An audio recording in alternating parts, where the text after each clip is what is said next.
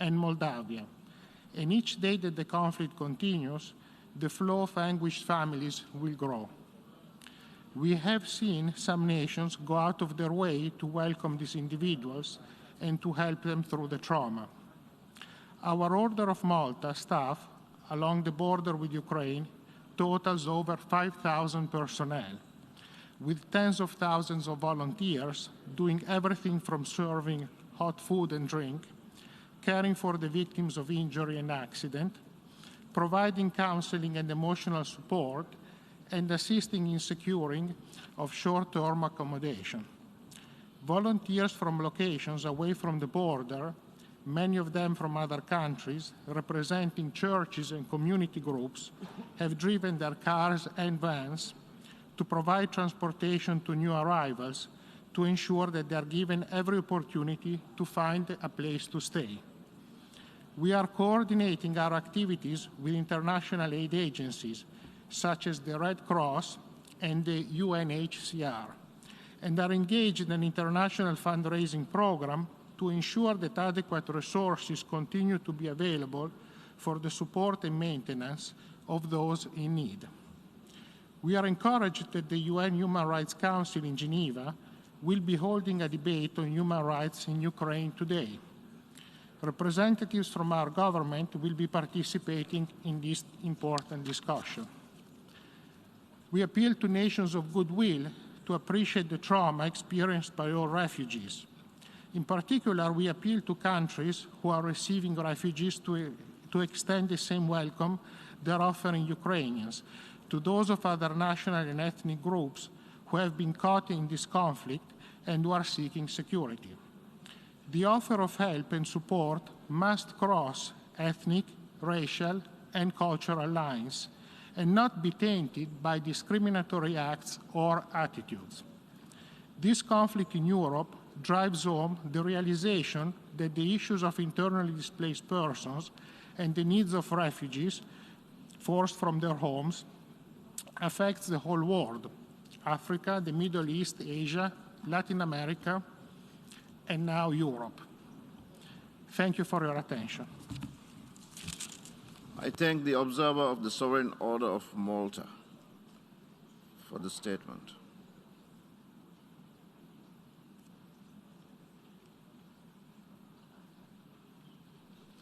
I now give the floor to the observer of the International Institute for Democracy and Electoral Assistance.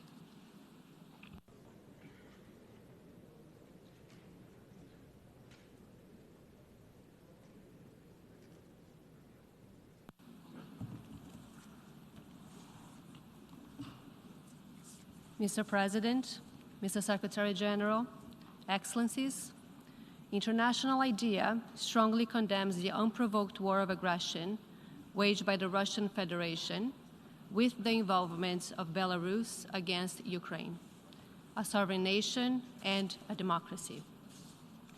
This is in breach of international law and international agreements and a rules-based international order that underpins the shared objective of global peace and the existence of organizations such as International IDEA.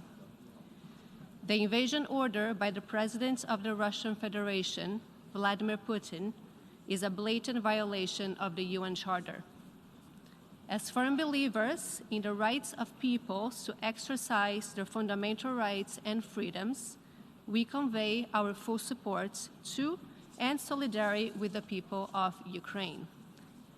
They are innocent victims of this aggression. We salute the brave partners and democracy activists with whom International IDEA has engaged in recent years when Ukraine made huge progress towards being a stable and thriving democracy. We call on the international community to spring into action to protect them and mitigate the humanitarian consequences of the invasion. We cannot fail to note that the military operation was launched while the UN Security Council was meeting to discuss the crisis. We reiterate our firm belief that international crises should be addressed through the means of multilateral diplomacy and resolved on the basis of the principles of the Charter. It is particularly unfortunate that this naked rejection of these principles happens during a pandemic that has rendered evident the need for increased global cooperation to make the world governable and to achieve justice for all. In these days, we are witnessing what an unchecked ruler, for decades trampling fundamental rights and freedoms of his own citizens, can do to undermine peace and democracy beyond his own borders. Ukraine is a country that has successfully reached democratic standards over the past 2 decades, from respecting media freedoms to free and fair elections, local democracy, and the fights against corruption. It is no wonder President Putin is scared of such democratic vibrancy at his doorstep. This is a pivotal moment for Democrats all over the world to stand united in support of Ukraine. It is also the moment to reinforce action to counter and to prevent the rise of authoritarian regimes elsewhere, which cannot survive without kleptocracy and the systematic violation of human rights and freedoms. We call on Russia to immediately withdraw its military forces and fully respect Ukraine's sovereignty. Revanchist interpretations of history and attempts to change borders based on ethno-nationalist fantasies offer not a luminous path for humanity, but a route towards darkness and endless cycles of violence. They certainly don't provide any hope to the younger and unborn generations that will bear the brunt of the climate crisis, or to the billions of vulnerable people around the world that are yet to realize the promise of a life free from fear and want, and the promise of the Agenda 2030. Those are the real challenges of our age. We encourage the UN Secretary General, Antonio Guterres, to make use of his good offices to advance ceasefire talks, humanitarian access to the war-affected areas, and protection of civilians, and particularly the most vulnerable ones. We urge UN member states to adopt and enforce sanctions against the Russian Federation until withdrawal of their forces from Ukraine and the full restoration of its territorial integrity. We urge UN member states to do whatever it takes in compliance with the principles of the UN Charter to stop this war and prevent any further escalation of conflict. International IDEA will do its part in collaboration with the United Nations, our member states, and other democratic governments and organizations to protect in Ukraine and elsewhere the principle that every country has a right to freely determine its own fate on the basis of the will of the people, freely expressed. Democracy's institutions and processes are the best means to protect their right. Today, we must stand up for these principles. Today, we must stand up for Ukraine, which embodies these principles and defends them to our greatest respect. Diakuyu, thank you. I thank the distinguished observer of the International Institute for Democracy and Electoral Assistance. We have heard the last speaker in the debate on this item. The General Assembly has thus concluded this stage of the consideration of Agenda Item 5. The Assembly will resume its consideration of Agenda Item 5, entitled Letter dated 28 February 2014 from the Permanent Representative of Ukraine to the United Nations, addressed to the President of the Security Council S/2014/136, to take action on a draft resolution issued as document A/ES-11/L1. I now give the floor to the distinguished representative of Ukraine to introduce draft resolution A/ES-11/L1.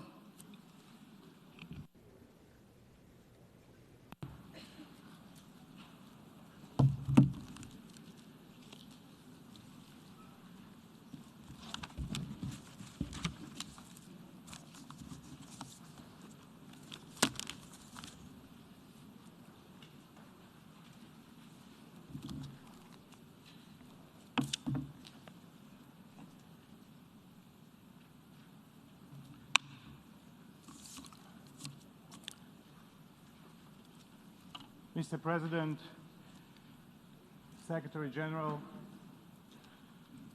distinguished delegates. We are living through a defining moment for our generation. Our generation is the generation that was supposed by our predecessors to be saved from the scourge of war. That is why our predecessors created the United Nations. And yet today, it falls to us to save future generations. Let me read the following text. Our position is that whatever grievances a nation may have, however objectionable it finds the status quo, aggressive warfare is an illegal means for settling those grievances or for altering those conditions.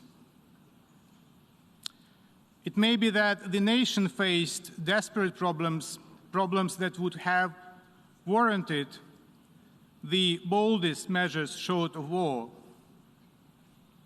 All other methods, persuasion, propaganda, economic competition, diplomacy, were open to an aggrieved country. But aggressive warfare was outlawed. The defendants did make aggressive war a war in violation of treaties. They did attack and invade their neighbors in order to effectuate a foreign policy which they knew could not be accomplished by measures short of war.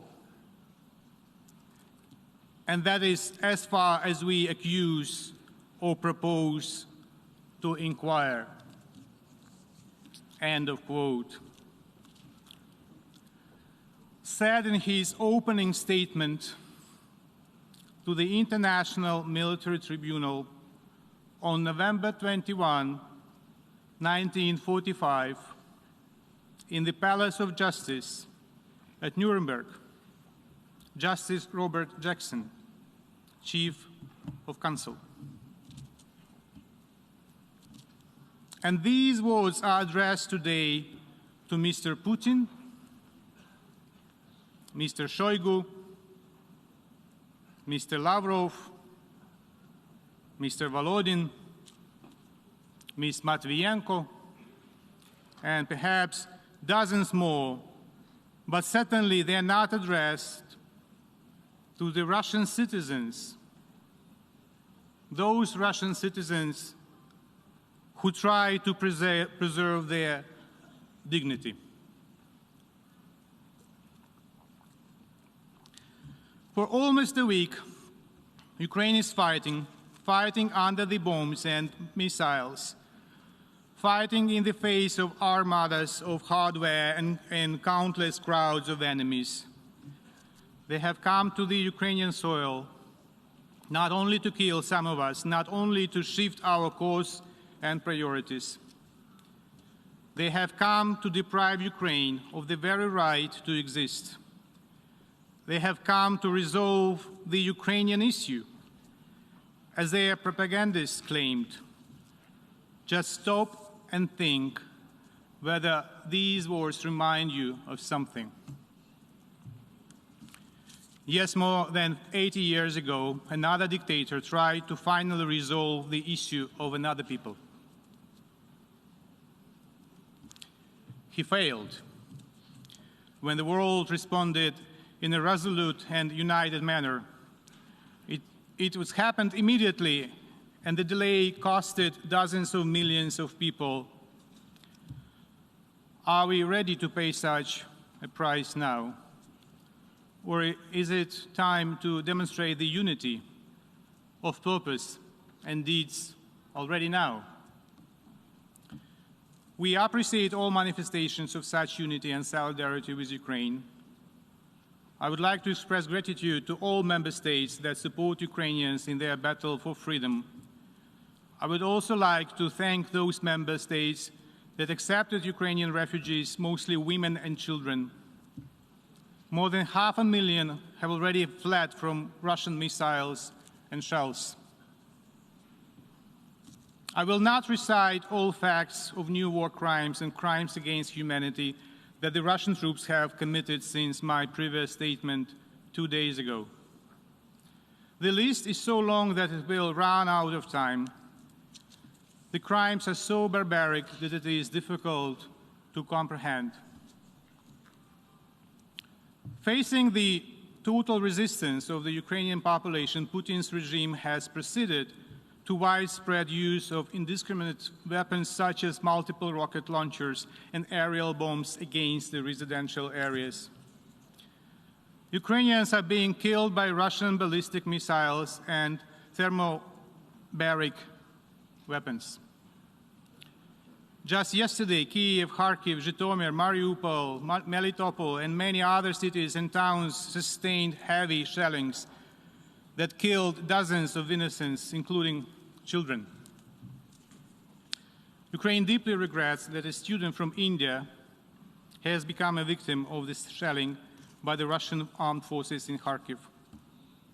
We offer our deepest sympathies to India and the relatives of the victim. A Chinese citizen was also injured in another Ukrainian city because of Russia's deadly attacks. The Ukrainian and foreign citizens have become hostages of the Russian armed aggression against Ukraine.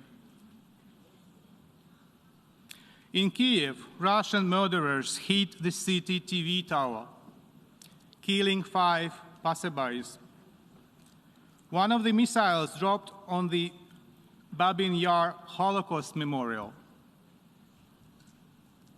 a sacred place of commemoration of Jews, Ukrainians, Roma, and representatives of other ethnic groups killed by Nazis during the World War II.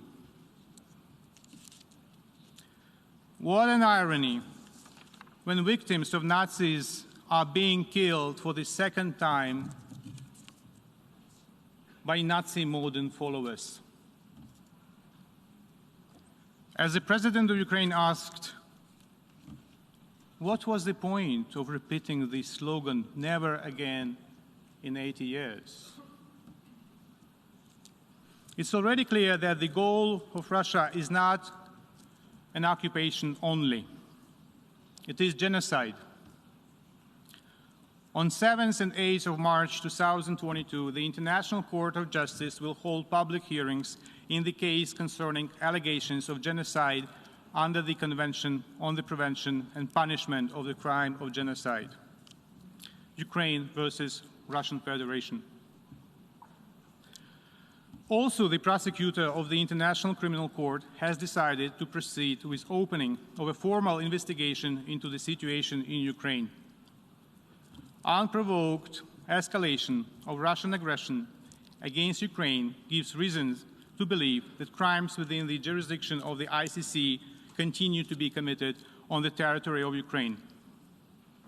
Along with the situation in Crimea and Donbass, recent events suggest that aggressors' troops continue to commit war crimes and crimes against humanity.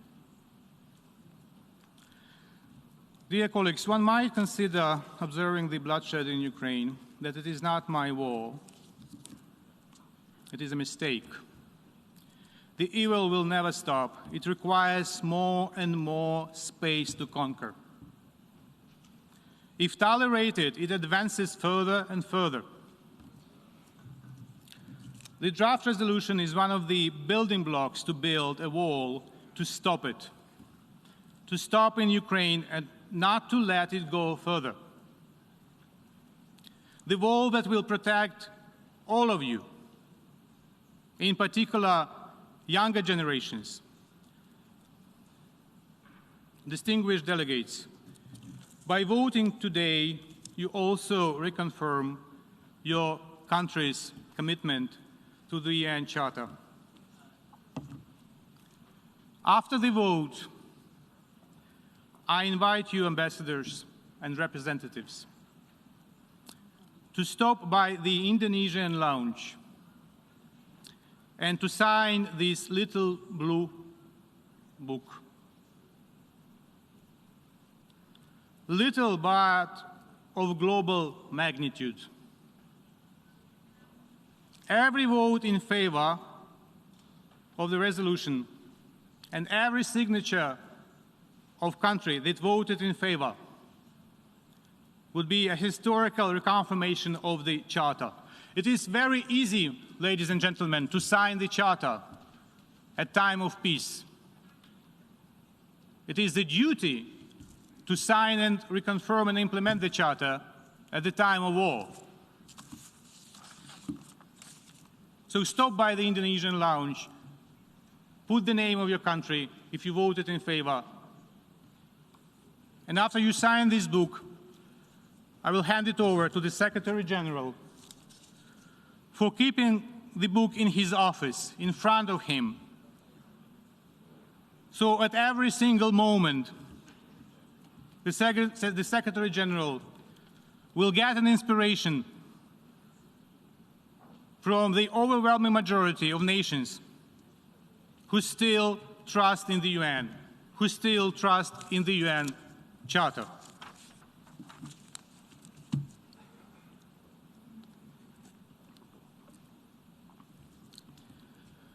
There is a very fragile gentleman, a very old one. He was born in a territory that was part of the Kingdom of Hungary. He will celebrate his 102 years birthday in 9 days. His name is Benjamin Ferenc. Benjamin Ferenc was an investigator of war crimes, a chief prosecutor at one of the 12 subsequent trials of Nuremberg. Later, he became an advocate of international rule of law and for the establishment of the International Criminal Court.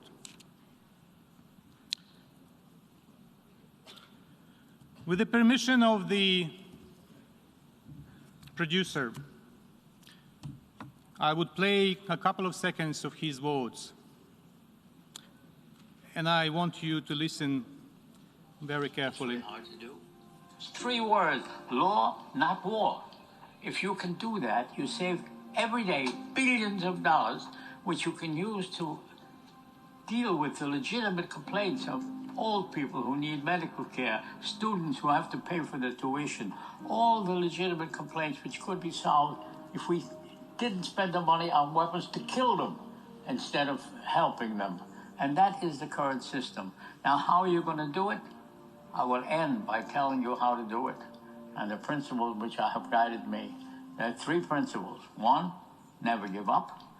2, never give up. 3, I hear you, never give up. Good luck. I wish you the best of luck.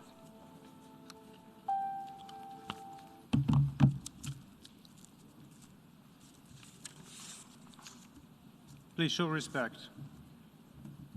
Show respect to the Charter. Show respect to the Secretary General. Show respect to this gentleman who will celebrate 102 years since his birthday.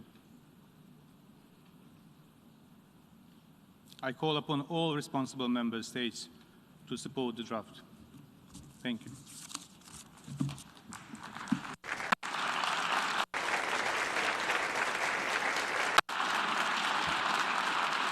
I thank the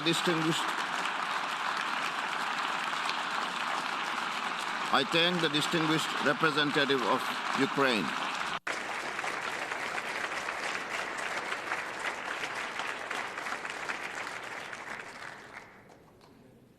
We shall now proceed to consider draft resolution A/ES-11/L1 entitled Aggression Against Ukraine. Before I open the floor for explanations of vote before the vote, may I remind delegations that explanations of vote are limited to 10 minutes and should be made by delegations from their seats. I give the floor to the distinguished representative of Russian Federation.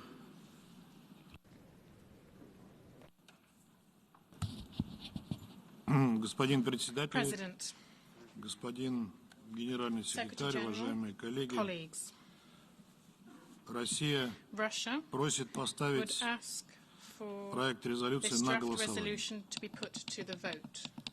Призываем And we вас call не on you поддерживать этот not to проект. support this draft. Однако мы знаем However, we о know беспрецедентном about the давлении, unprecedented которое pressure наши западные that our партнеры Western оказывали partners на are огромное exerting количество on a стран, large number of countries, заставляя их urging проголосовать them to так, vote как это угодно им. as they see fit. Это нельзя назвать This даже is not давлением. something even that we can call pressure. Это были открытые It was циничные угрозы. open and Нам cynical об этом threats, известно. and we know about it.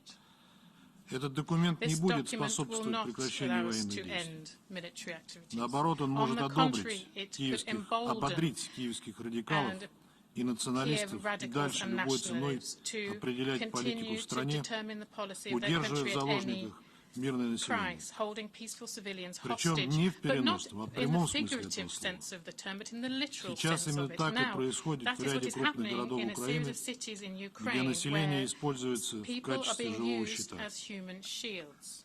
Сегодня стало известно, Today we've что learned вооруженные that силы in Украины the не дают Ukrainian мирным military are жителям not Мариуполя giving покинуть город, allowing citizens of Mariupol to leave the city. удерживают их, They are в том числе женщин и They детей, are keeping them в there, одной из including школ women Мариуполя. and children there in one of the schools in Mariupol. Насильно доставляют обратно всех гражданских лиц, которые пытались покинуть город по предоставленным гуманитарным коридорам. Нам также известно и о планируемых националистическими батальонами провокаций, которые они заготовили с участием гражданского населения с тем, чтобы впоследствии обвинить в этом российские войска.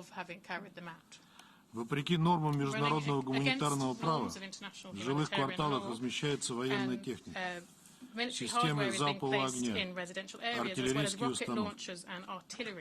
Мы сегодня передадим примеры подобных действий руководству ООН, которое до настоящего момента утверждало, что не располагает подобными свидетельствами.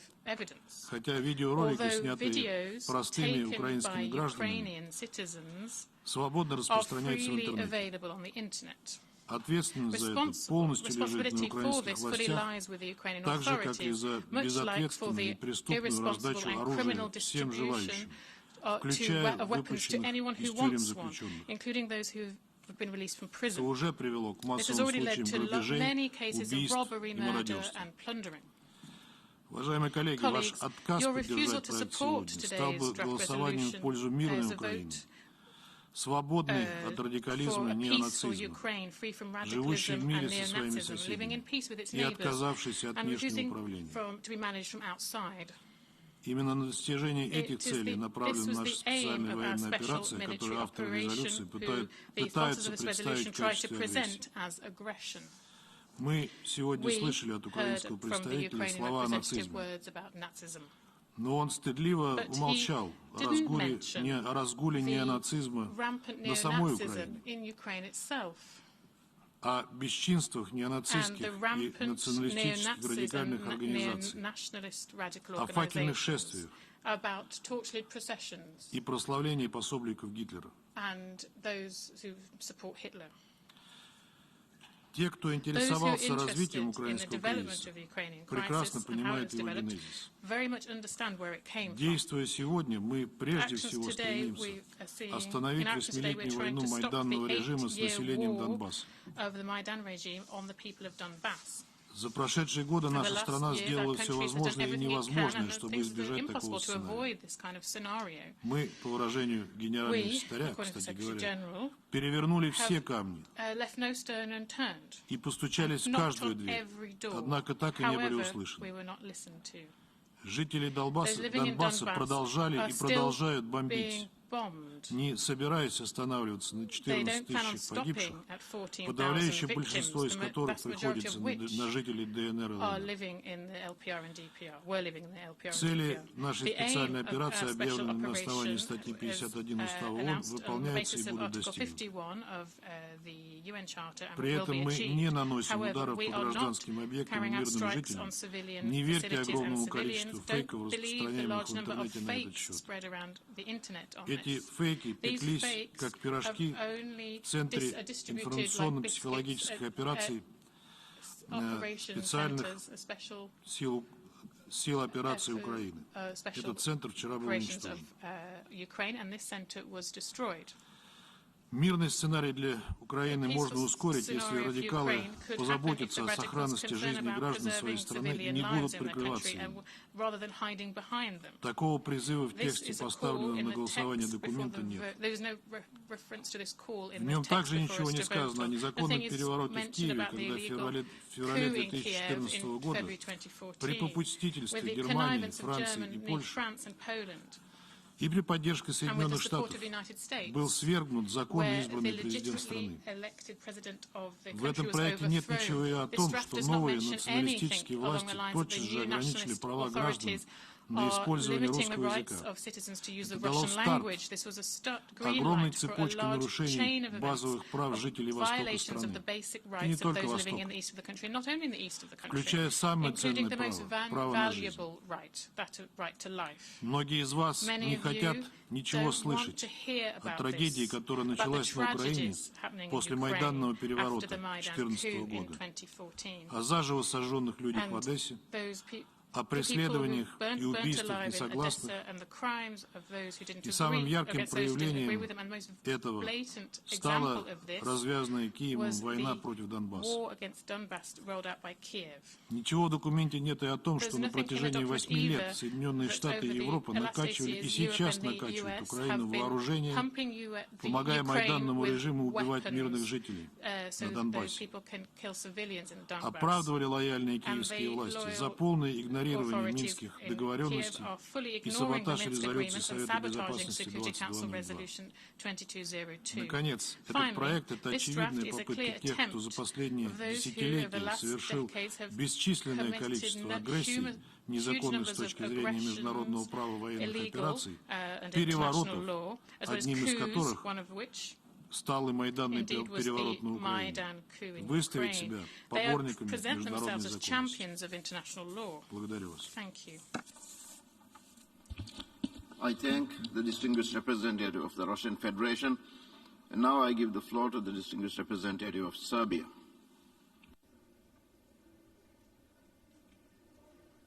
Most sincerely regrets events taking place in the east of Europe. Russia and Ukraine have always been friendly country to the Republic of Serbia, and Serbian people perceives Russians and Ukrainians as fraternal nations. We felt loss of life of each man in Ukraine is true tragedy.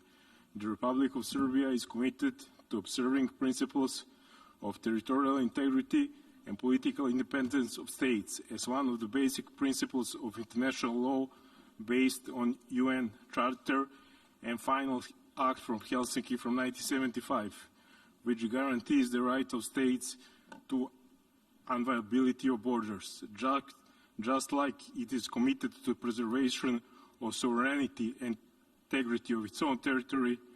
The Republic of Serbia, likewise, advocating respect for territorial integrity of other sovereign nations, and regardless of not agreeing with all formulation stated in resolution, will vote in favor of the resolution.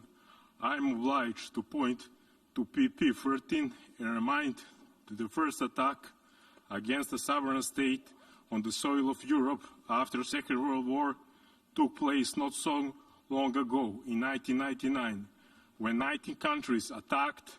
At that time, Federal Republic of Yugoslavia, primarily Republic of Serbia, when there was no appropriate reaction of such distinguished institution to this flagrant violation of UN Charter, despite the fact they still suffer from consequence of severe violation of fundamental principles of international law by others, Serbia is not giving up these principles even today. The Republic of Serbia will continue to advocate termination of conflicts, expecting that the parties will invest additional efforts into reaching diplomatic solution and creating conditions for peace throughout dialogue. Serbia will provide all kinds of humanitarian aid to endangered Ukrainian citizens while remaining committed to peace and consistent respect for international law. Thank you. I thank the distinguished representative of Serbia, and now I give the floor to the distinguished representative of Syrian Arab Republic.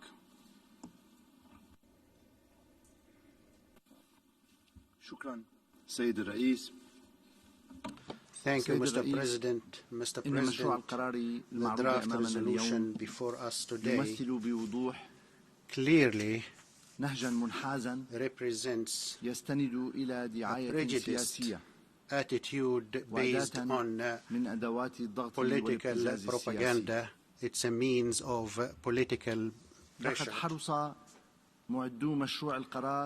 Those who prepared the draft resolution incorporated an aggressive language against the Russian Federation to belittle its legitimate stand based on its security concerns and its right to protect its people from the threats to national Russian security.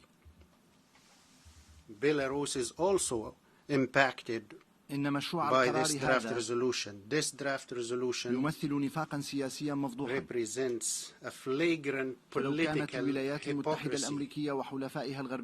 Had the US and its Western allies been serious in de-escalating the situation, they would have fulfilled the promises they undertook 3 decades ago not to expand the EU and transform Ukraine into a continuous threat to the Russian Federation. And they should have pressured Ukraine to abide by Minsk and to stop the violations against the civilians in Donbass, let alone those countries' eagerness to supply Ukraine with heavy weaponry and missiles, encouraging volunteers to fight in Ukraine.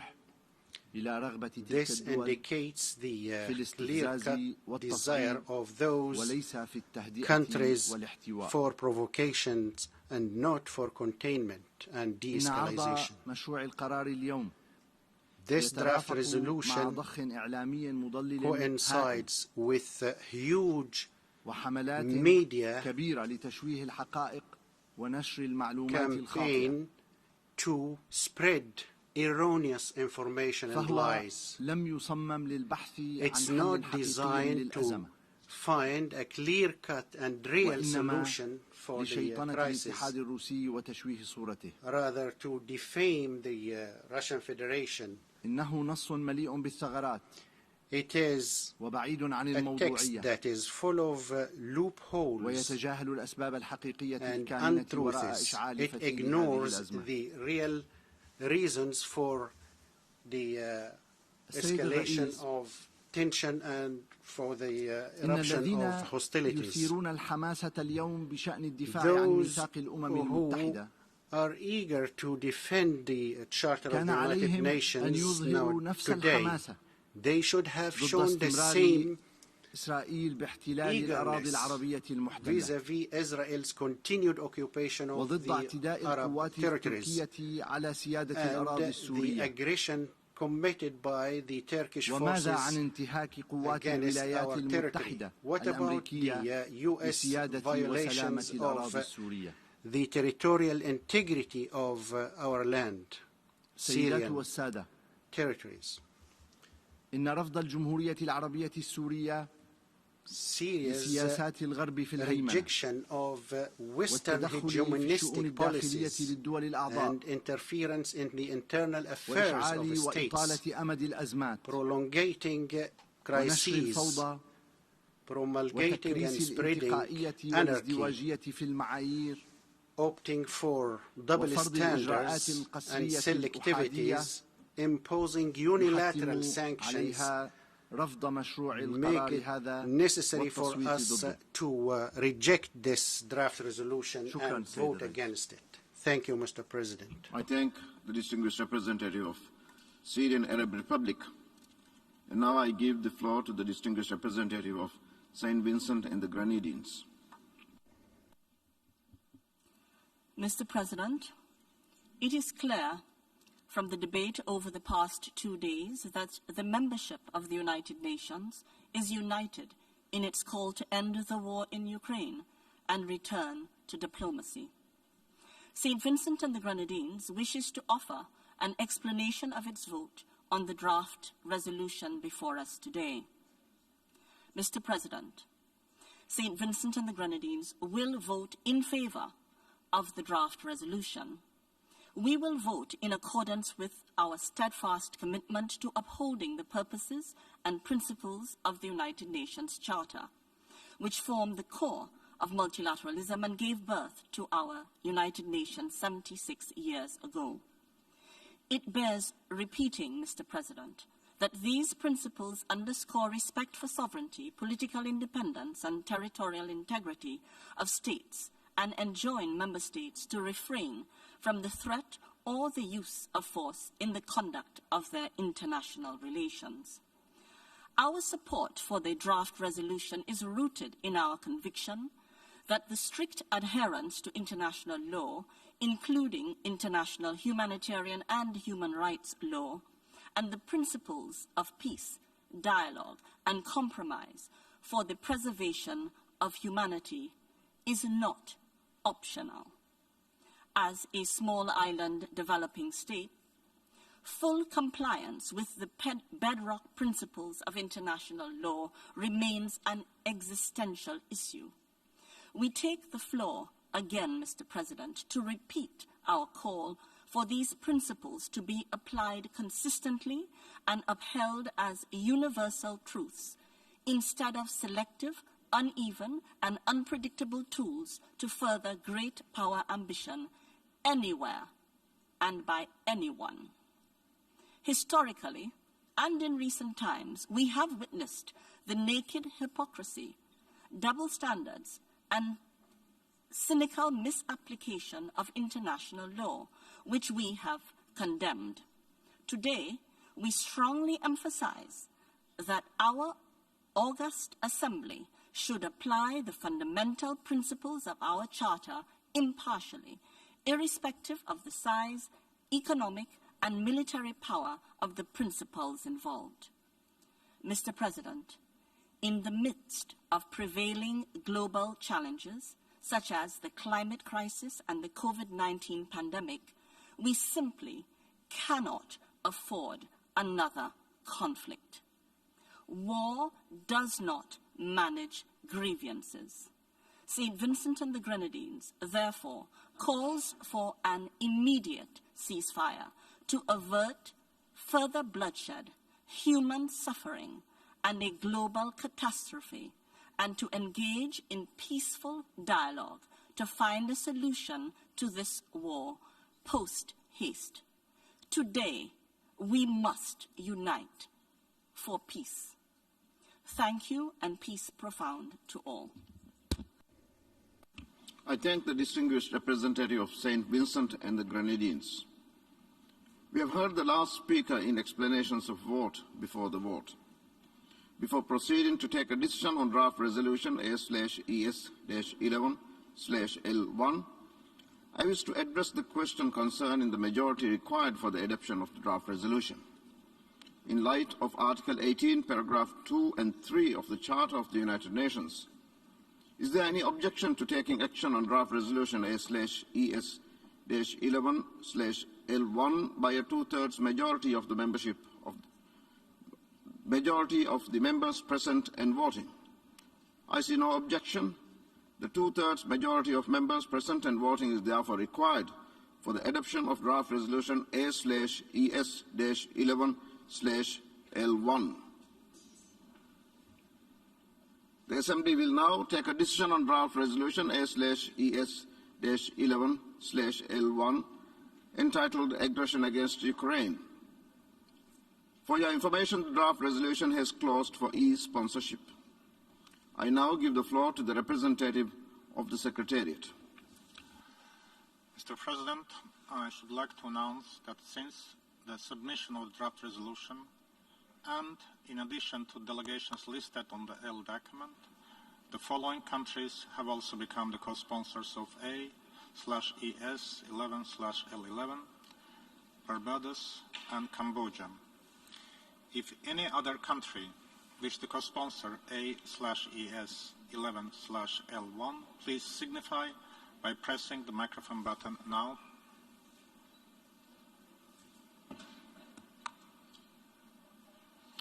There is nothing further, Mr. President. I thank the representative of the Secretariat. A recorded vote has been requested.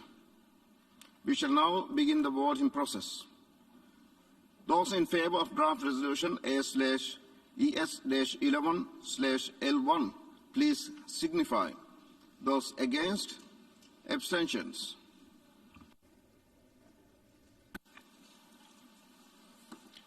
The General Assembly is now voting on draft resolution A/ES-11/L1 entitled Aggression Against Ukraine. Will all delegations confirm that their votes are accurately reflected on the screen?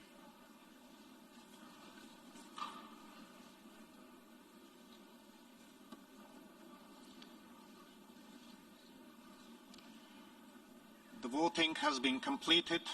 Please lock the machine.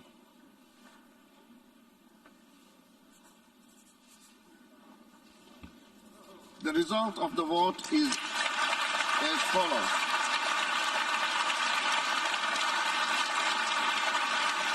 The result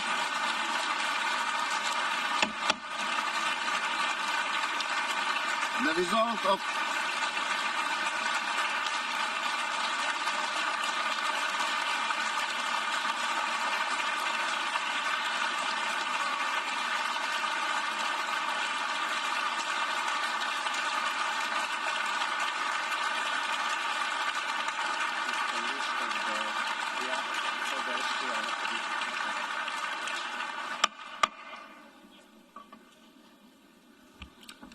The result of the vote is as follows. In favor, 141, against 5, abstentions 35. Draft resolution A/ES-11/L1 is adopted. Before giving the floor for explanations of vote after the vote, may I remind delegations that explanations of vote are limited to 10 minutes and should be made by delegations from their seats. I give the floor to the distinguished representative of Tunisia.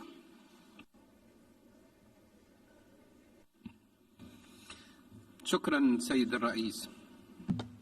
Thank you, Mr. سيد الرئيس، لقد صوتت تونس لصالح القرار اليوم انتصارا لمقاصد ومبادئ ميثاق الأمم المتحدة التي انبنت عليها سياستنا الخارجية، وتأكيدا لحرص بلادنا على إنهاء الأزمة باستعمال الوسائل السلمية لفض النزاعات التي تبقى السبيل الوحيد والأمثل لوضع حد للتصعيد والحيلولة دون مزيد تدهور الأوضاع وتفاقم الأزمات of the situation and further human tragedy. The world witnessed so many grueling wars destructive to peace and security and the life of people. Our experience indicates that military options cannot solve any crisis. Dialogue and negotiations can settle all differences and finding compromises. The current crisis in Ukraine comes at a time the world was getting out of COVID-19 and prepared itself for a new stage based on solidarity, cooperation, and effective engagement in multilateral action and achieving our common agenda. We believe that the world cannot undertake or cannot burden itself by further crises. We encouraged the engagement of the parties in peaceful negotiations, and we urge the international community to intensify efforts to obligate these parties to resort to negotiations in a manner to cease hostilities and to prepare the way for finding permanent solution.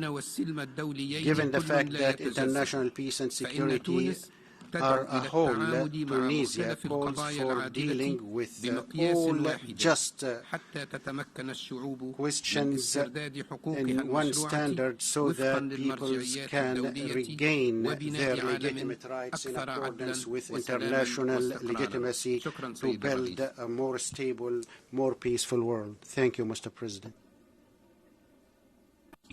I thank the distinguished representative of Tunisia, and now I give the floor to the distinguished representative of Rwanda. Thank you, Mr. President, for giving me the floor. Mr. President, Rwanda takes the floor to explain its position on the vote we just cast. Rwanda voted in favor of this resolution to firmly support that sovereignty, independence, and interior integrity of any country must be respected. We supported this resolution to reaffirm our commitment to the Charter of the United Nations. Mr. President, military escalation should cease immediately and go for peaceful settlement of the crisis. The Russian Federation and Ukraine have the key to resolve this conflict. The external intervention will only worsen the situation. Mr. President, we fully support international efforts to de-escalate the war, including the efforts of the Secretary General in solving the crisis. We urge all concerned parties to demonstrate calm and seek a solution to the conflict through dialogue to ensure that civilians do not continue to pay the heaviest price. A lasting solution, Mr. President, will only be achieved through dialogue by both parties, taking into account the concerns of both sides. The current war does not guarantee that it will bring peace. Instead, it's likely to generate subsequent crises and human suffering. Rwanda also expresses serious concern with the extent of humanitarian devastation and peace and security challenges caused by the conflict.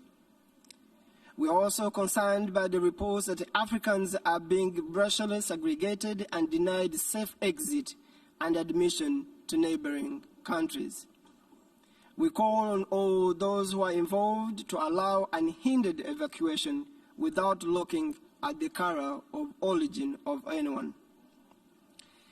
Mr. President, the founding principles of the United Nations Charter is to live peacefully with each other, uphold the sovereignty and territorial integrity of states while considering the security interests of other countries. Diplomatic options present the better solution to the sustainable peace. We call for open dialogue and negotiations in good faith. Finally, Mr. President, Rwanda calls for a sincere commitment to the United Nations Charter and international order. The ongoing crisis poses a severe threat to international peace and security. We encourage concerned parties to give a chance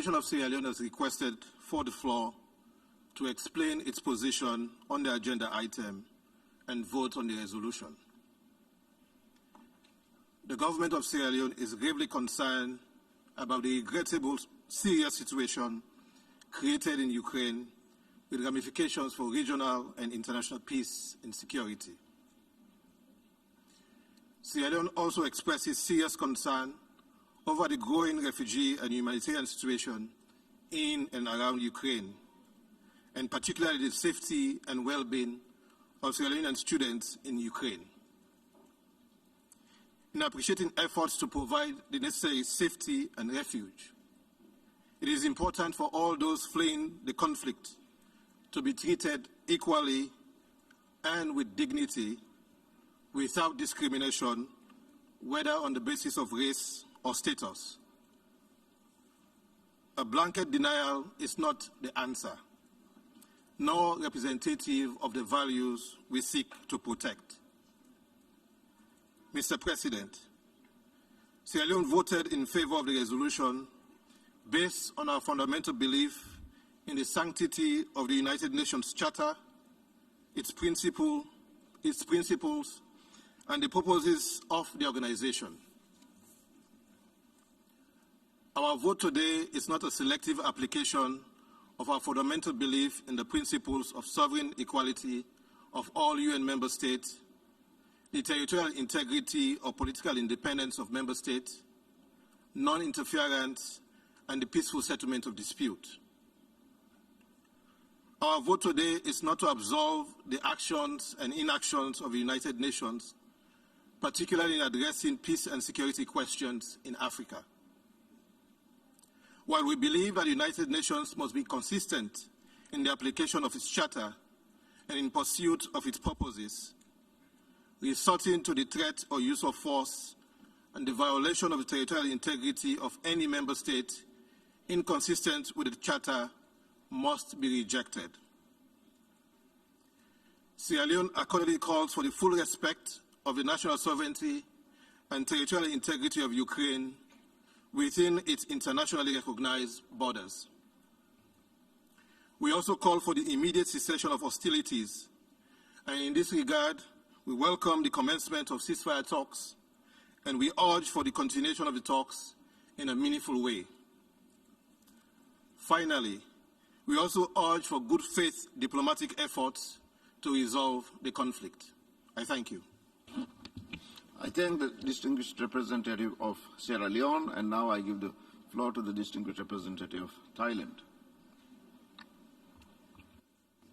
Mr. President, Thailand has carefully considered the draft and voted in support of the resolution because of the overriding importance that Thailand attaches to the principles enshrined in the United Nations Charter and those of international law, in particular, respect for sovereignty, territorial integrity, and the non-use of force against states. Our support of the resolution also underlines our deep concerns for the plight of affected civilians and the humanitarian consequences of the hostilities and violence in the area. In this regard, we call on all parties to fully comply with their obligations under international humanitarian law. We are also concerned with the potential longer-term consequences on the rules-based international order and renew our call towards peace and for all parties to enhance dialogue through various means to truly realize a peaceful settlement of the situation. Thank you. I thank the distinguished representative of Thailand, and now I give the floor to the distinguished representative of Brazil.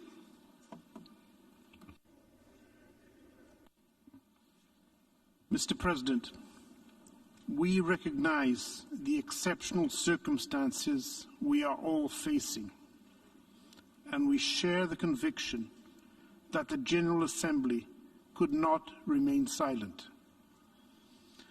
The resolution adopted this morning conveys a message, and Brazil has added its voice to that of other members.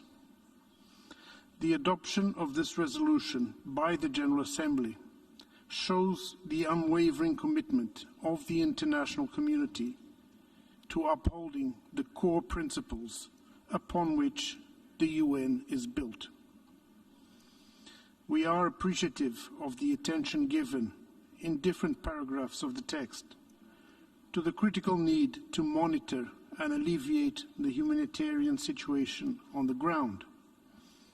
We also welcome the text for urging the parties to the conflict to fully respect international humanitarian law, to guarantee the safety of civilians, as well as of humanitarian and medical personnel, and to facilitate unhindered access of humanitarian assistance to those in need. The resolution as adopted, however, does not go far enough in underscoring that the cessation of hostilities is only a first step to achieve peace.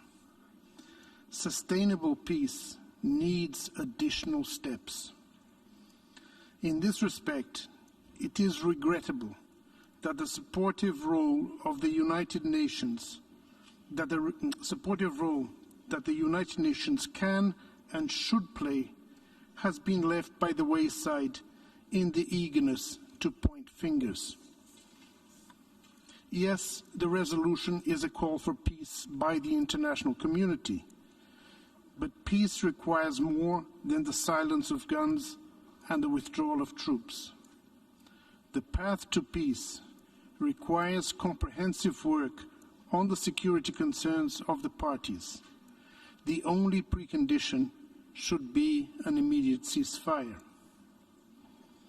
Mr. President, the resolution cannot be seen as permissive towards the indiscriminate application of sanctions and the deployment of arms. These initiatives are not conducive to the proper resumption of a constructive diplomatic dialogue and risk further escalating tensions with unpredictable consequences to the region and beyond. We also have concerns about preambular paragraph 15.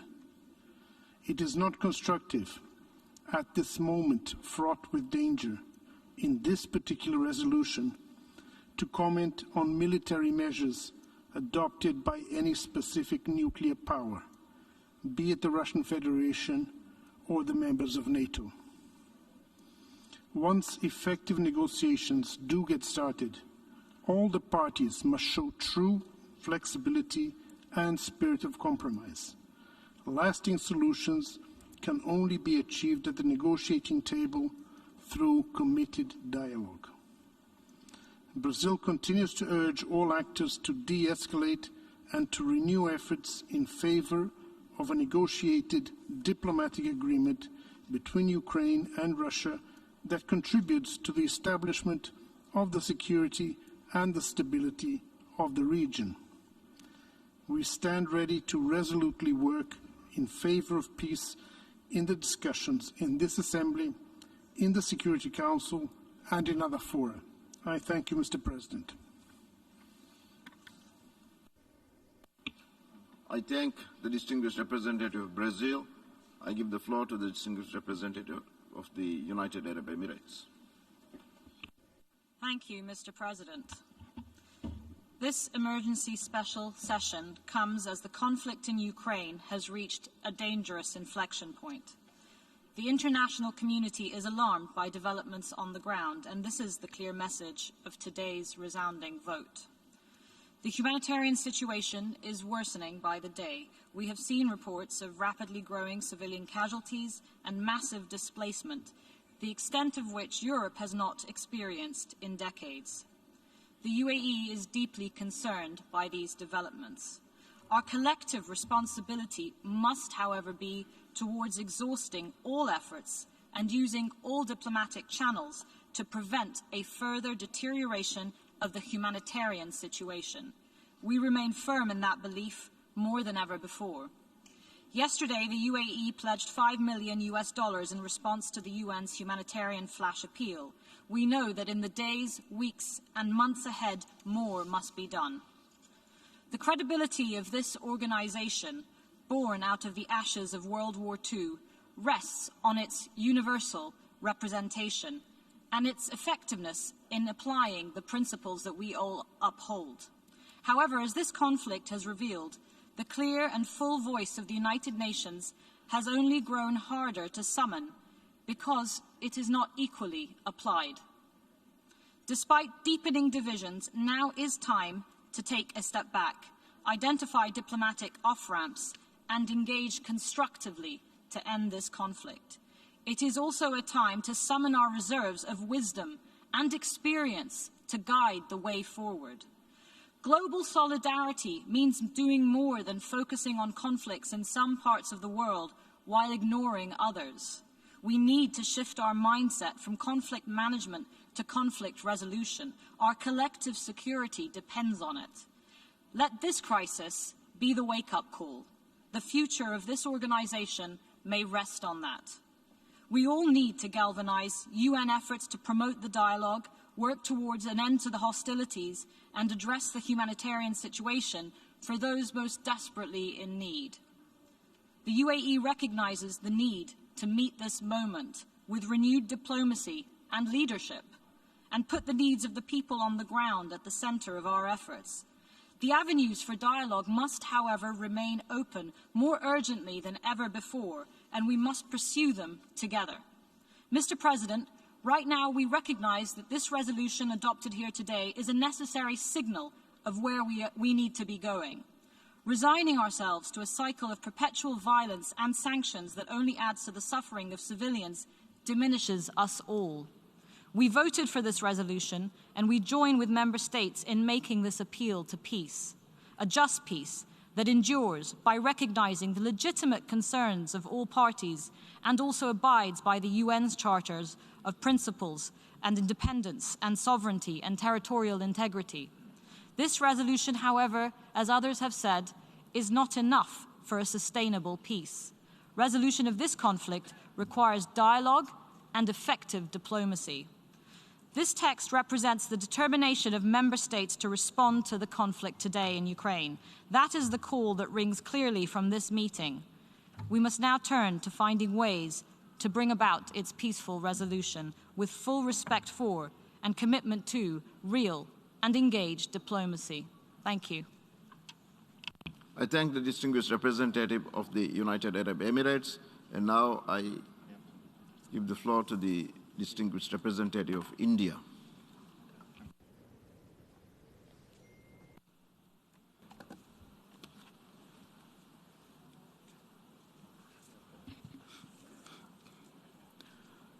Thank you, Mr. President. India has been deeply concerned over the rapidly deteriorating situation in Ukraine and the ensuing humanitarian crisis. An Indian national was tragically killed in Kharkiv yesterday due to the ongoing hostilities. We express our deepest condolences to his family and to that of each and every innocent civilian who has lost his or her life in this conflict.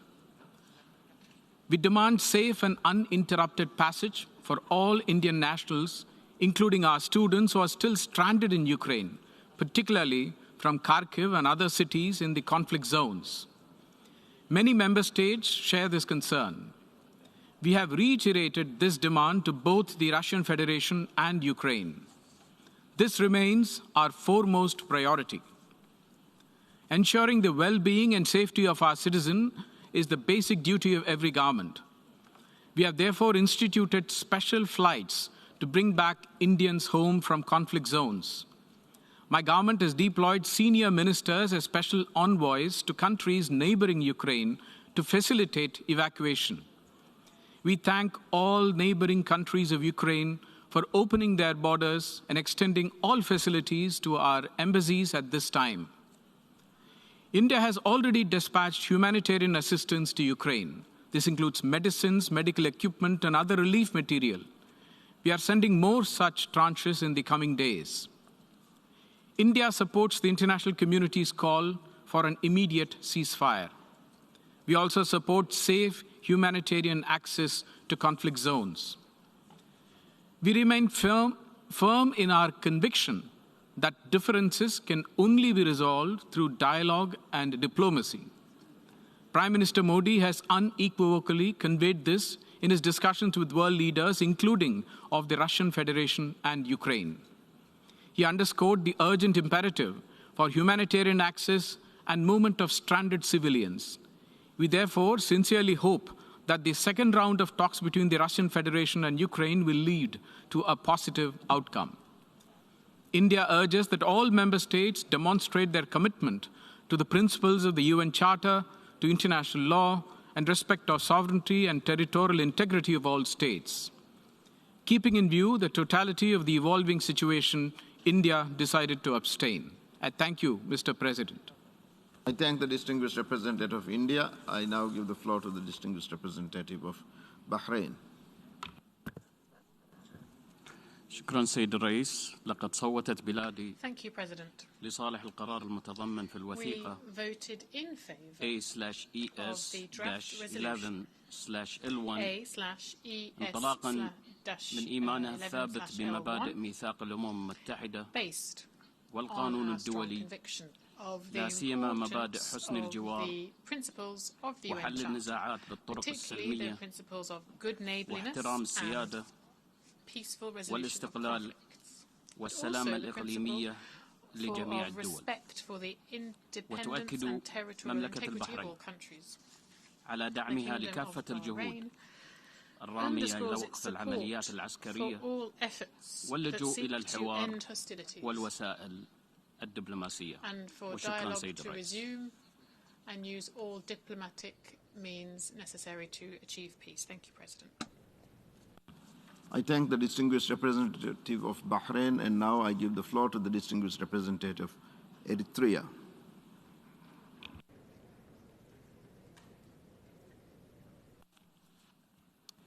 Thank you, Mr. President. Eritrea is taking the floor in explanation of vote after the vote on the draft resolution A/ES-11/L1. Eritrea firmly believes that respect for sovereignty, territorial integrity, and political independence, as enshrined in the United Nations Charter, are sacrosanct principles and should be respected by everyone at all times for the attainment of sustainable world peace. Eritrea's vote is demonstration of its uncompromising stand for peace.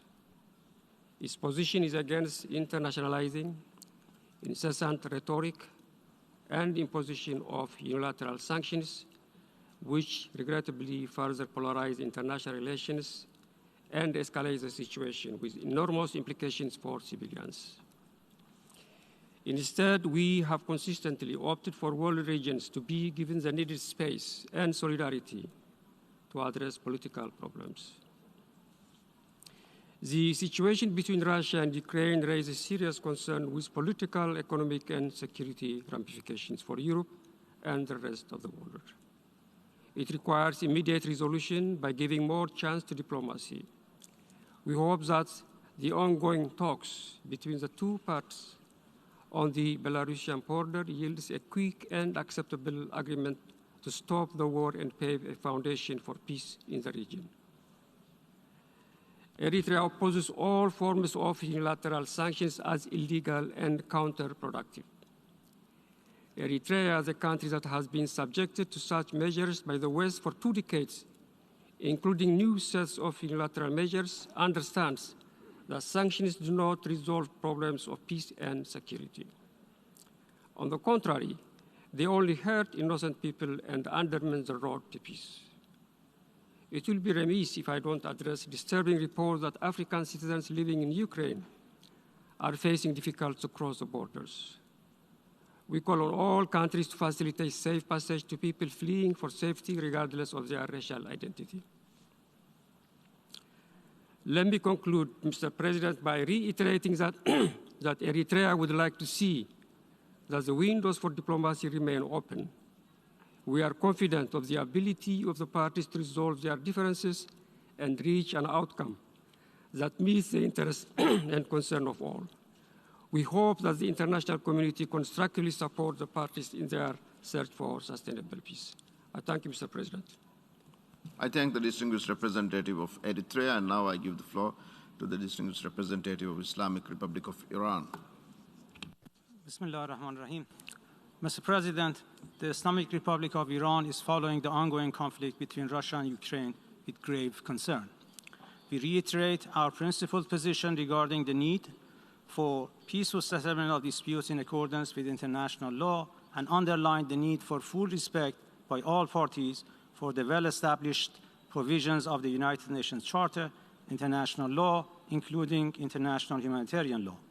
We emphasize that the sovereignty and territorial integrity of all states must be fully respected and the safety and security of all civilians must be guaranteed. In order to find long-term and sustainable solutions to such crises, it is necessary to address their root causes. We note that the current complexities in the fragile region of Eastern Europe have been exacerbated by the provocative actions and decisions of the US and NATO.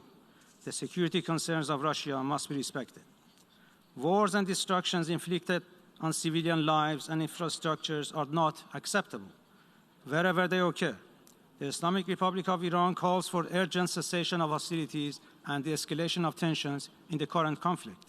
In this regard, Iran underlines the essentiality of dialogue to address issues of concerns to all sides, leading to long-term results.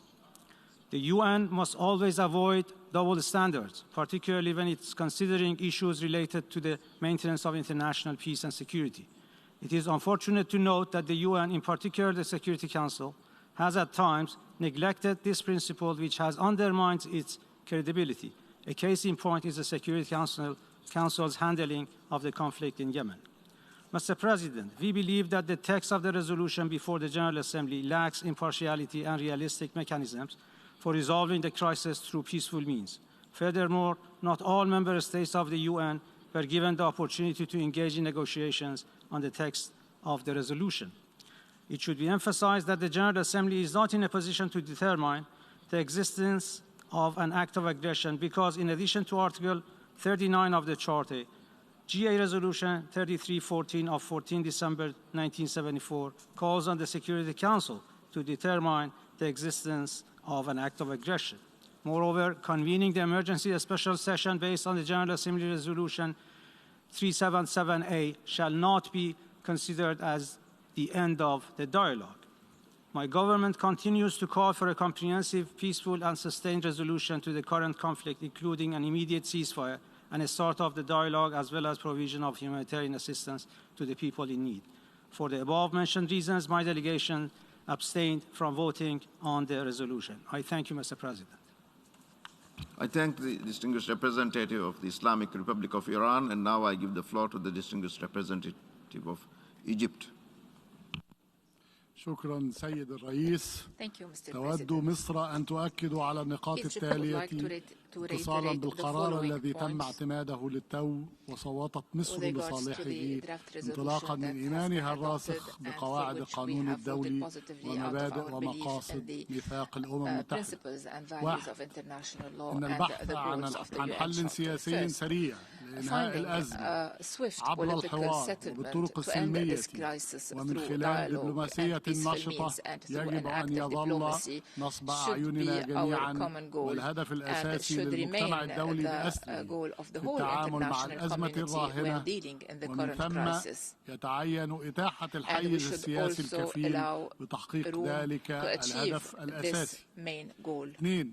تؤكد مصر أنه لا ينبغي أن يتم غض الطرف عن بحث جذور ومسببات الأزمة الراهنة والتعامل معها بما يضمن نزع فتيل الأزمة وتحقيق الأمن والاستقرار.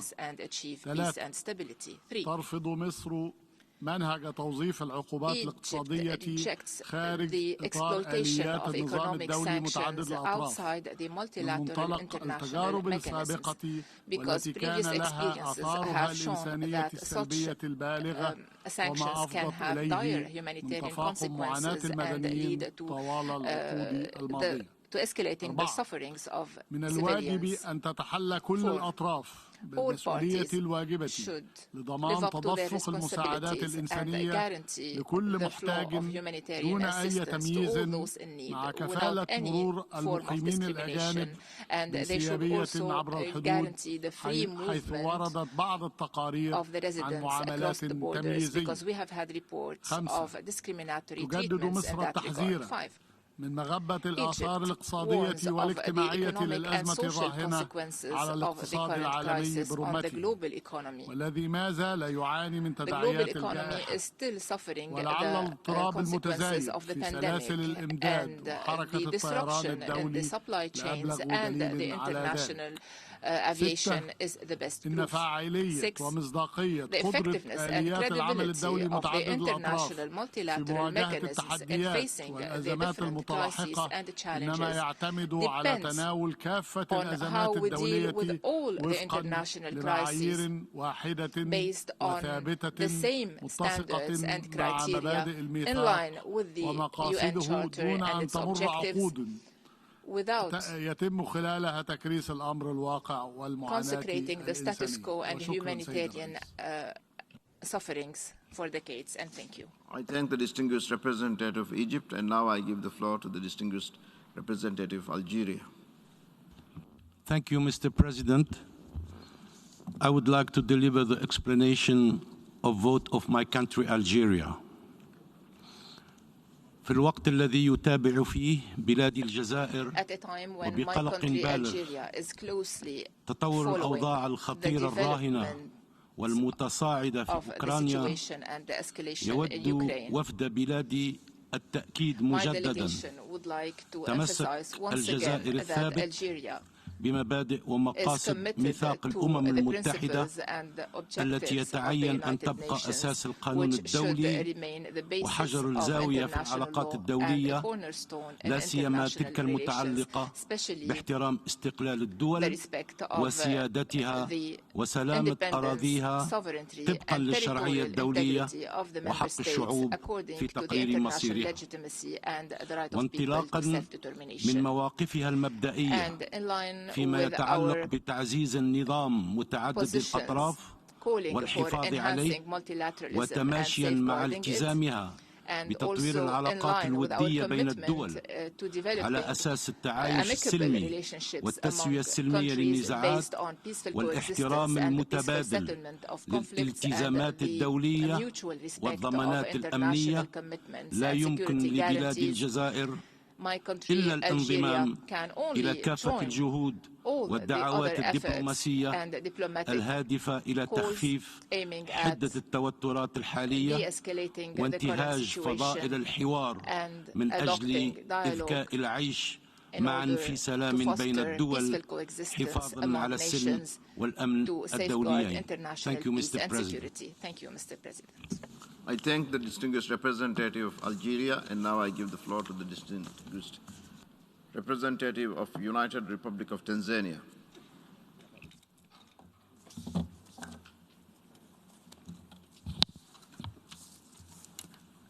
Mr. President, the United Republic of Tanzania has decided to abstain this resolution as a matter of principle and in defense of the UN Charter.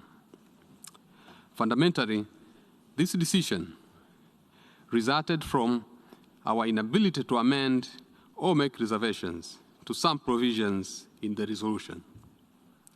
We were convinced that there was a need to adjust the draft resolution. The United Republic of Tanzania believes that diplomacy is the best way to end this conflict. To this end, we appeal to all parties to the dispute to uphold human rights and their obligations under international law and humanitarian law, to de-escalate the conflict and give peace a chance. I thank you. I thank the distinguished representative of the United Republic of Tanzania, and now I give the floor to the distinguished representative of South Africa.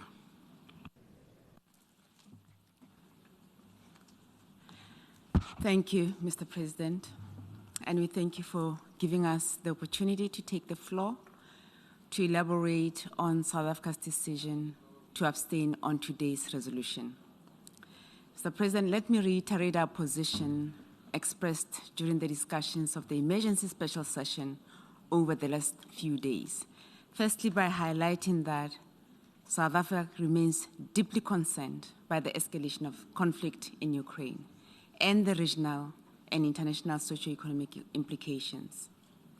We strongly urge all sides to uphold international law, including humanitarian law and human rights law, as well as the principles of the UN Charter, including sovereignty and territorial integrity. Mr. President, the conflict involves 2 members of the United Nations in an armed conflict, which this organization has at its foundation the responsibility to prevent. The United Nations, therefore, must take decisions and actions that will lead to a constructive outcome conducive to the creation of sustainable peace between the parties. The resolution that we have considered today does not create an environment conducive for diplomacy, dialogue, and mediation. While we agree with and support the efforts taken by member states to bring to the attention of the international community the situation in Ukraine, South Africa feels that greater attention should have been paid to bringing the sides closer to dialogue.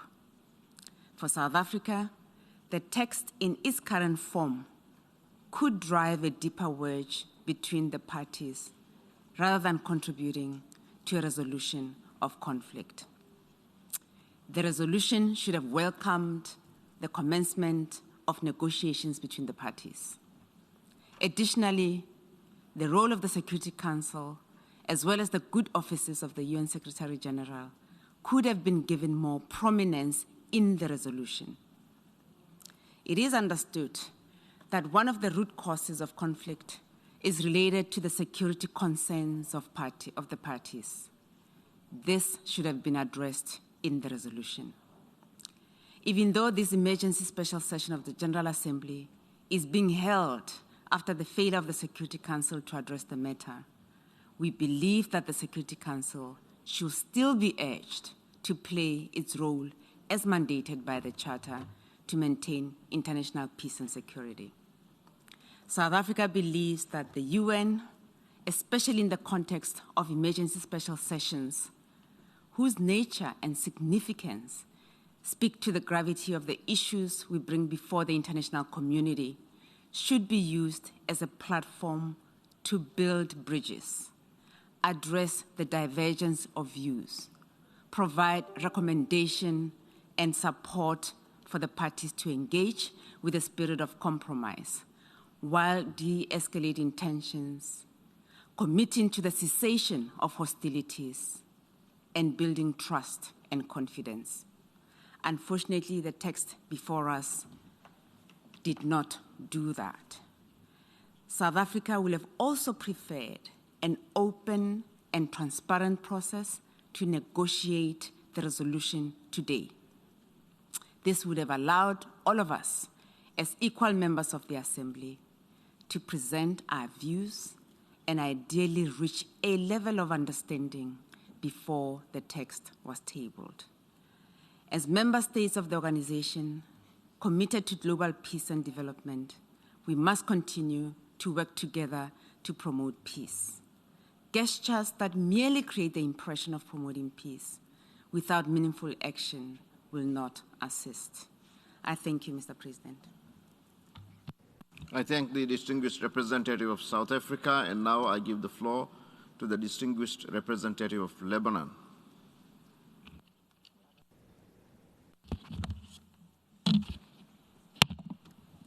Thank you. Thank you, Mr. President. Lebanon voted yes on this resolution because Lebanon, a founding member of the United Nations, believes in the purposes and principles of the United Nations Charter, especially the prohibition of the threat or use of force in international relations, the principle of non-intervention, and the peaceful settlement of disputes.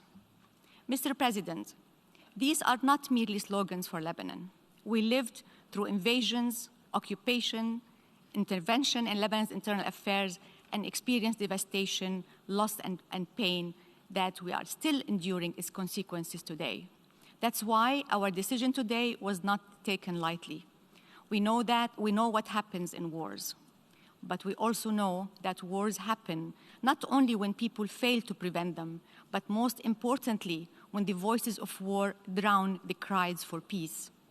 Lebanon, a peace-loving nation, enjoys a good relationship and friendships with all parties to this conflict, with Russia and Ukraine.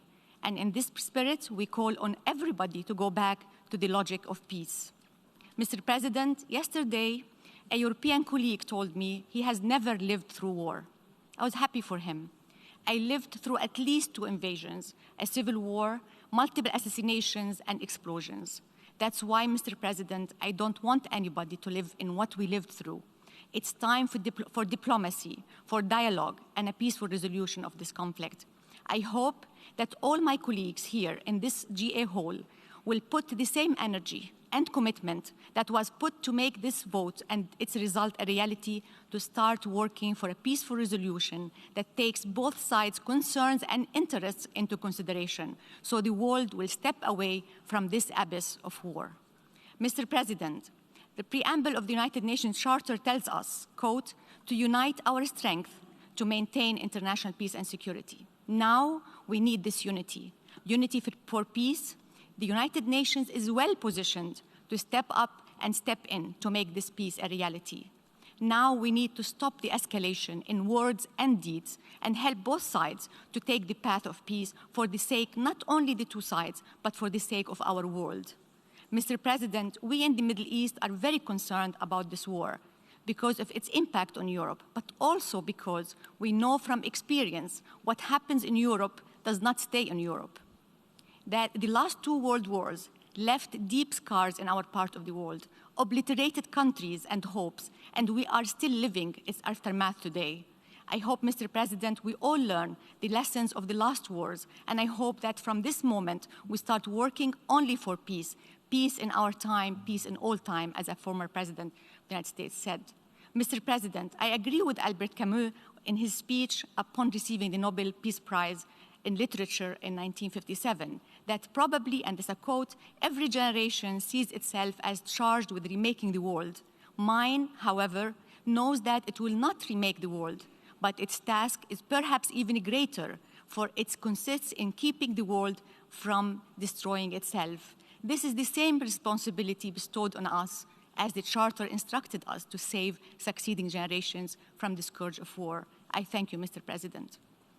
I thank the distinguished representative of Lebanon, and now I give the floor to the distinguished representative of Malaysia. Mr. President, as a member of the family of nations, Malaysia is committed to the principles and purposes of the Charter of the United Nations and the ideals it espouses. We reiterate the inviolability of the fundamental principles of territorial integrity and sovereignty of a country, and peaceful settlement of disputes in the maintenance of international peace and security, as well as global prosperity. All parties must uphold these fundamental and sacrosanct principles of the UN Charter and international law that guide the conduct of friendly relations between nations and peaceful coexistence. Many will agree that the resolution before us is far from perfect. While my delegation continues to have concerns with some of the language contained in the resolution, Malaysia voted in favor of it as a matter of principle and out of our strong conviction of the aforementioned principles. Mr. President, Malaysia values its strong and close relation with Ukraine and Russia. We believe the differences and legitimate security concerns of both parties, given the complex geopolitical context, must be addressed through dialogue and peaceful means in accordance with the principles of the UN Charter and rule of law. In this context, we welcome the direct talks held between Russia and Ukraine in Belarus and urge both sides to continue on the peaceful path to prevent further loss of life and destruction. From the vivid discussion at this emergency special session, what stood out glaringly to us as was an overwhelming desire for the current conflict to be peacefully resolved. The General Assembly has spoken with a clear and fervent voice on the matter today. Now, more than ever, the Security Council has to live up to its primary responsibility as the custodian of international peace and security. Malaysia calls on the Security Council to spare no effort in resolving this conflict. Mr. President, the future of humanity is at a precipice. Humanity must prevail, and peace is the only answer. Thank you. I thank the distinguished representative of Malaysia. Now I give the floor to the distinguished representative of Nepal.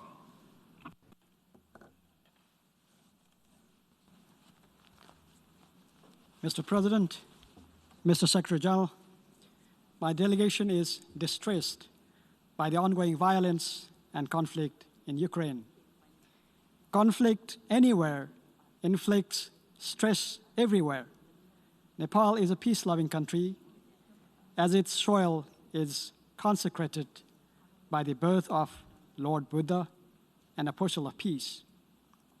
For us, values of peace, harmony, and peaceful coexistence are our way of life, so they are supremely precious. Norms of world peace, respect for sovereignty, territorial integrity, and non-aggression as enshrined in the UN Charter are the fundamentals of our foreign policy. The use of force against Ukraine goes contrary to these values and principles. Nepal opposes this violation of international law and the principles of UN Charter. Mr. President, there is no alternative to diplomacy and dialogue, to building peace and sustaining it. Nepal welcomes the second round of talk between Russia and Ukraine. We urge both sides to continue the dialogue with utmost sincerity and integrity to resolve this conflict peacefully and find a lasting political solution for their enduring peace and peace for the Europe. Based on Nepal's principled position on the inviolability of sovereignty, territorial integrity, and political independence of any state under international law, rules-based international order, and United Nations Charter, my delegation has voted yes on the draft resolution that was before us today. I thank you, Mr. President. I thank the distinguished representative of Nepal, and now I give the floor to the distinguished representative of Iraq.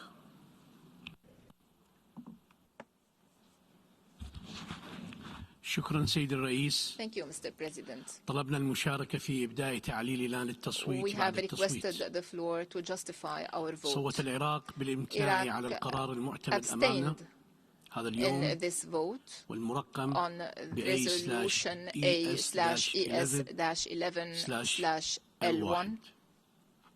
يأسف العراق لتدهور Iraq الأوضاع regrets والتوتر the الحاصل deterioration of the situation and the escalating tensions between the Russian Federation and Ukraine. And Iraq calls upon all parties to settle this conflict by giving priority to dialogue and through the diplomatic means. And we invite them to go back to negotiations in order to solve their concerns and in order to safeguard international peace and security, and not to threaten the world with economic and political crises resulting from this situation.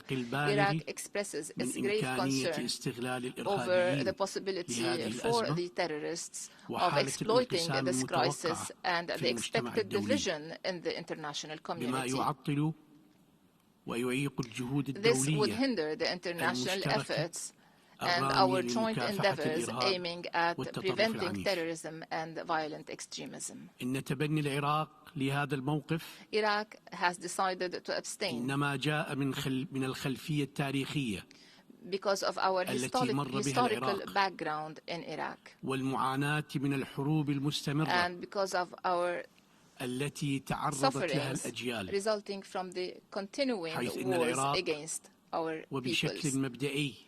Iraq, and in principle, does not support wars as a settlement mechanism, And we reiterate that all conflicts should be settled peacefully in order to safeguard the lives of civilians. Iraq calls upon all parties to uphold the UN Charter and international law and emphasizes the necessity of safeguarding the security and safety of the international staff and the humanitarian workers. And thank you. I thank the distinguished representative of Iraq, and now I give the floor to the distinguished representative of Jordan.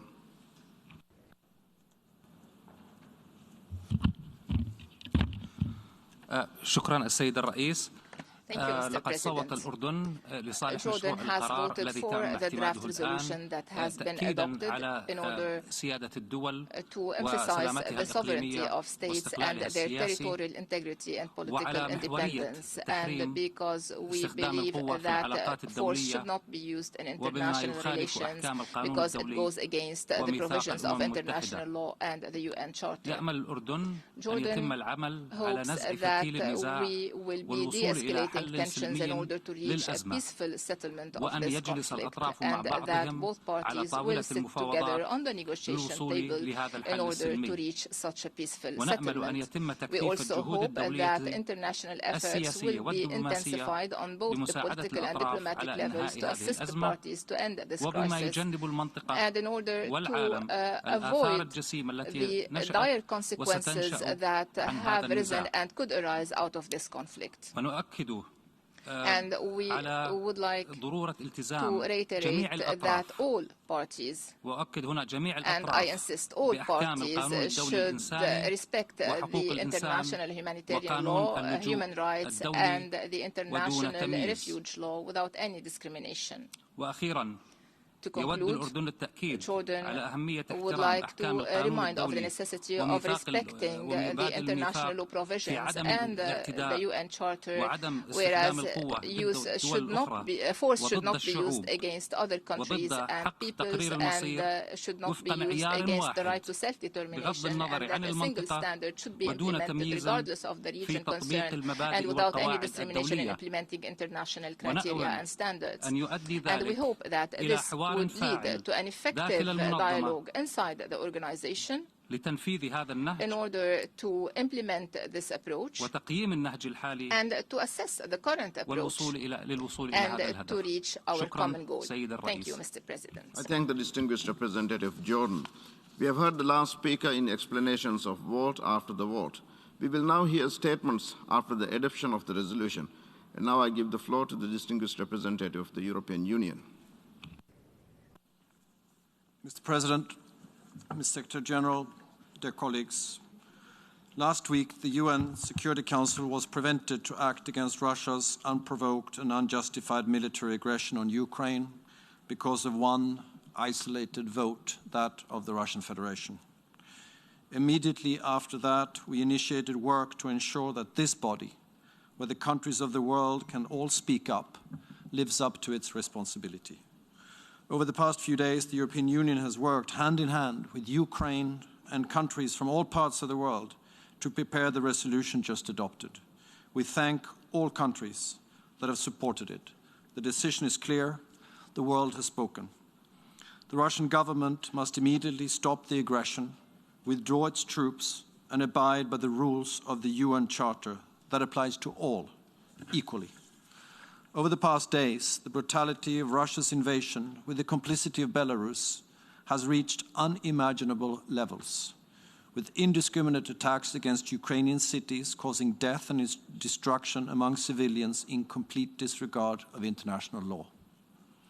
Distinguished colleagues and friends, this is not just about Ukraine. This is not just about Europe. This is about defending an international order based on rules we have all signed up to, the sovereign equality of all states, large and small. This is about whether we choose tanks and missiles or dialogue and diplomacy. Today's historic vote clearly shows Russia's isolation from the rest of the international community. By voting overwhelmingly in favor of the resolution, we have chosen to defend peace where Russia has chosen brutal aggression. We have chosen to defend this organization and its charter where Russia has violated the fundamentals of both. Russia stands increasingly alone. The European Union and the world stand with the Ukrainian people. Thank you very much. I thank the distinguished representative of the European Union, and now I give the floor to the distinguished representative of Denmark on behalf of the Nordic and Baltic countries. Mr. President, I have the honor to speak on behalf of the 8 Nordic Baltic countries, Estonia, Finland, Iceland, Latvia, Lithuania, Norway, Sweden, and my own country, Denmark.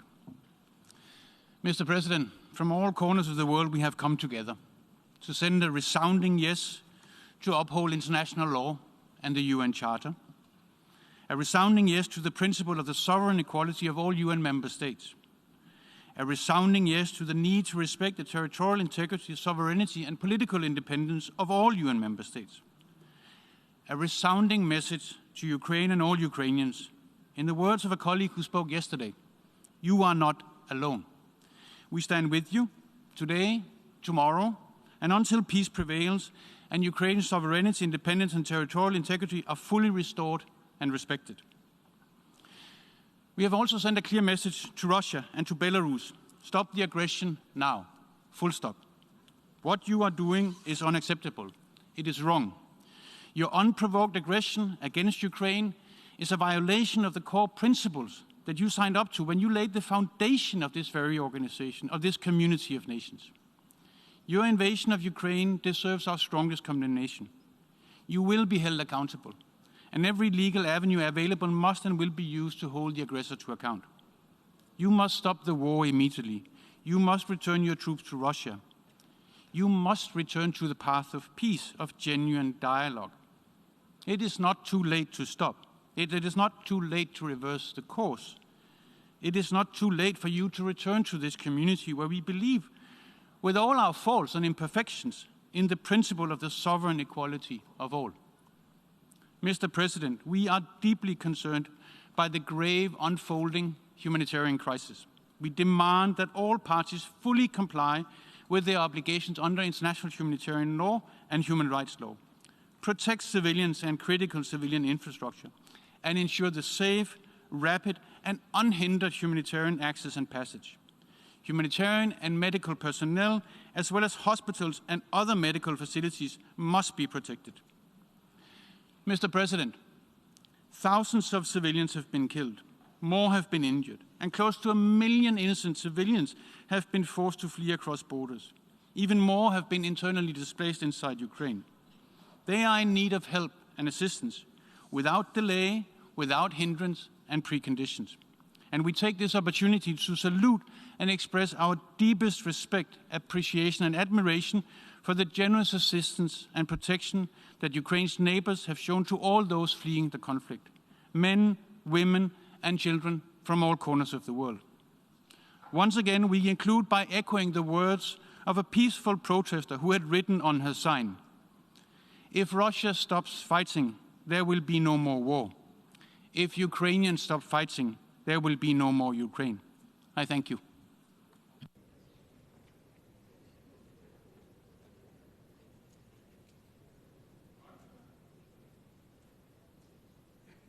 I thank the distinguished representative of Denmark.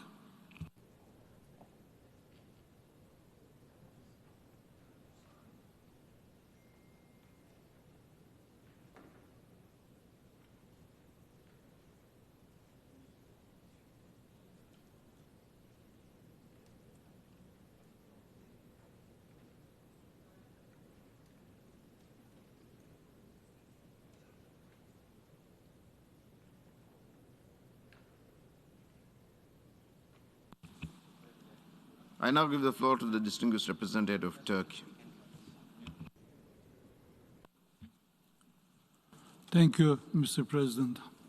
We thank you for convening this historic emergency special session of the General Assembly, a session that was called because the Security Council failed once again to fulfill its primary responsibility. A session that was convened due to the unjustified, illegal, and illegitimate act of aggression against a founding member of the United Nations by a permanent member of the very organ entrusted by the entire membership with preserving peace and security. A session that was held as a result of the use of veto power by the very member that's perpetrating the aggression. Mr. President, we are obliged to reiterate Russia's ongoing military offensive against Ukraine blatantly violates the fundamental rules of international law and the principles on which this august organization was founded. Rules and principles that aim to prevent wars and protect mankind from disastrous consequences. Consequences that we are unfortunately witnessing in and around Ukraine due to Russia's attacks. The international community could not have been as spectators to such an act of aggression. I am proud that as of today, it is not.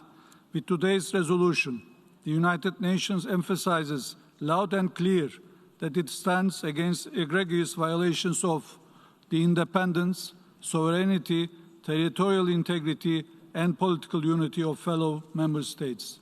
The membership is committed to preserving the letter and spirit of the fundamental constitutional document of our organization, the Charter. By adopting this resolution, the most democratic institution of the multilateral system denounces in the strongest possible terms Russia's aggression against Ukraine. We applaud the member states who contributed to the collective endeavor that culminated in today's outcome. You have stood firm in upholding full respect for the UN Charter and preserving the rules-based international order. We hope and trust that the calls and demands in this historic resolution will not fall on deaf ears. This body must follow through with its decision.